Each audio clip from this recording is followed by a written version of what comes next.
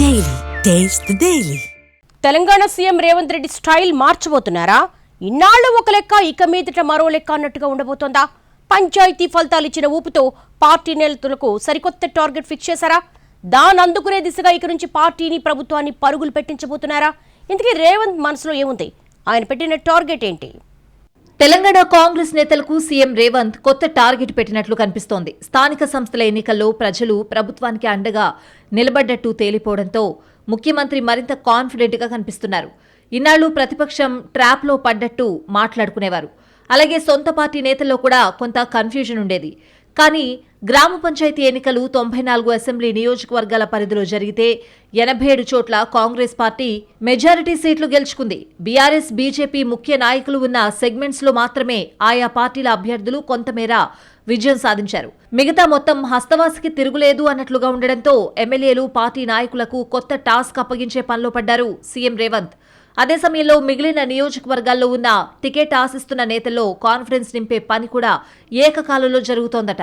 వచ్చే అసెంబ్లీ ఎన్నికల్లో 87 అసెంబ్లీ నియోజకవర్గాలు గెలవబోతున్నామంటూ పార్టీ క్యాడర్లో ఆత్మస్థైర్యాన్ని పెంచే ప్రయత్నం చేశారు రేవంత్. ప్రతిపక్షం వేసే ట్రాప్ నుంచి బయటపడండని పార్టీ లీడర్స్ కు చెప్పడంతో పాటు క్యాడర్ కు కూడా ఇండికేషన్ ఇచ్చారాయన.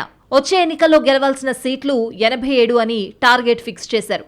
దీనికి తోడు సిట్టింగ్ ఎమ్మెల్యేలున్న నియోజకవర్గాల్లో కాకుండా ఇన్ఛార్జీలు ఉన్న చోట్ల కూడా మనకు అవకాశం ఎక్కడుందో ఫోకస్ పెట్టమని కూడా పార్టీ లీడర్స్ కు హితబోధ చేశారు సీఎం. ఇంకాస్త కష్టపడితే గెలిచే అవకాశం ఉన్న నియోజకవర్గాలను ఎట్టి పరిస్థితుల్లో లైట్గా తీసుకోకూడదు అన్నది ఆయన మాట. ఇప్పటివరకు గెలవని నియోజకవర్గాల్లో పాగా వేసేందుకు స్థానిక సంస్థల ఎన్నికల్లో వచ్చిన అవకాశాన్ని సద్వినియోగం చేసుకోవాలని సూచించారు. వచ్చే 2 ఏళ్లు ప్రభుత్వానికి చాలా కీలకం. అందుకే సీఎం కూడా ఇక పరిపాలన పథకాల గ్రౌండింగ్ మీద ఫోకస్ పెట్టాలనుకుంటున్నారట. తాము అధికారంలోకి వచ్చాక చేసిన పనుల వల్ల లబ్ధి పొందిన వాళ్లు తప్పకుండా ఓటేస్తారనే నిర్ధారణకొచ్చారు రేవంత్.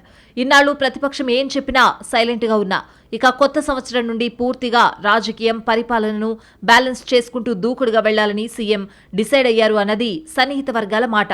అటు పార్టీకి ఇచ్చిన టార్గెట్ విషయంలో సమన్వయం చేసుకుంటూ పరిపాలన మీద తాను ఫోకస్ చేసి వచ్చే ఎన్నికల్లో 87 సీట్లు గెలవాలి అన్నది లక్ష్యంగా తెలుస్తోంది. 2 ఏళ్లు ఇట్టే గడిచిపోయాయి. ఇకపై ఉరుకులు పరుగులు తప్పవని పార్టీకి, పార్టీ నేతలకు సీఎం ఇండికేషన్ ఇచ్చినట్టయింది.